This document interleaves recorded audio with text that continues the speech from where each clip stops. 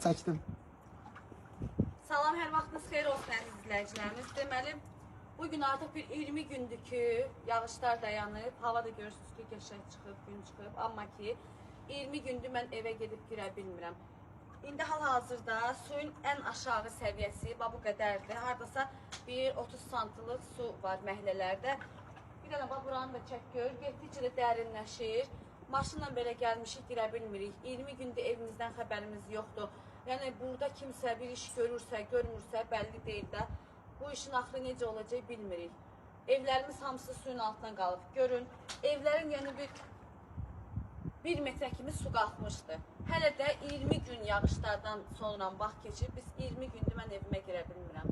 Xahiş edirəm, çox xahiş edirəm aidiyyəti orqanlardan bizim məhəlləyə gəlsinlər, baxsınlar və bizə dəstək olsunlar.